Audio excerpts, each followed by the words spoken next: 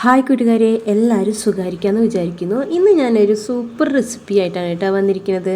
നല്ല സേമിയ വെച്ചിട്ടുള്ള ഒരു സ്വീറ്റായ റെസിപ്പിയാണ് കേട്ടോ ചെയ്യണത് ഞാൻ.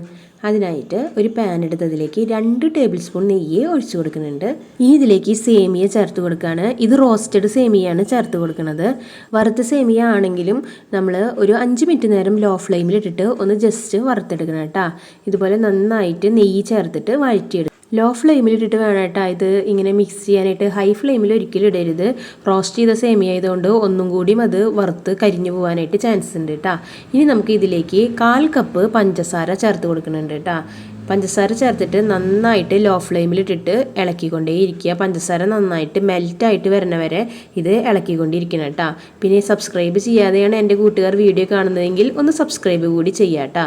പിന്നെ ഇതിലേക്ക് ഞാൻ മിൽക്ക് മെയ്ഡ് ചേർത്ത് കൊടുക്കുന്നുണ്ട്. 2 ടേബിൾ സ്പൂൺ മിൽക്ക് മെയ്ഡാണ് ചേർത്ത് കൊടുക്കുന്നത്.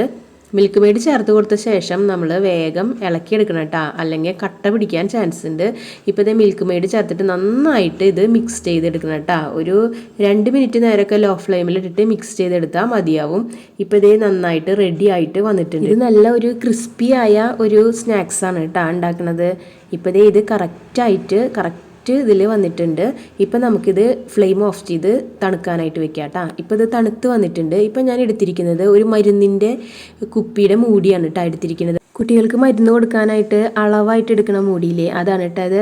ഇതിലേക്ക് ആ മിക്സ് നന്നായിട്ട് പ്രസ് ചെയ്തിട്ട് അമർത്തി വെച്ച് കൊടുക്കുക കേട്ടോ. എന്നിട്ട് ജസ്റ്റ് ഒന്ന് തട്ടിയാൽ തന്നെ അത് താഴത്തേക്ക് വരും. കണ്ട ഇതേ ഒരു ഷേപ്പിലാണ് ഞാനിത് ഉണ്ടാക്കിയെടുത്തിരിക്കുന്നത് കേട്ടോ. നമ്മുടെ മക്കൾക്കൊക്കെ ഇത് നല്ല ഇഷ്ടമാവും. ഒരു മിഠായിയൊക്കെ കടിക്കണ ഒരു ഇതാണ് കേട്ടോ. നല്ല ടേസ്റ്റും ഉണ്ട്. മിൽക്ക് മെയ്ഡൊക്കെ ചേർത്ത കാരണം നല്ല ടേസ്റ്റ് ഉണ്ട്. ഇത് കഴിക്കാൻ നല്ല ടേസ്റ്റാണ് കേട്ടോ.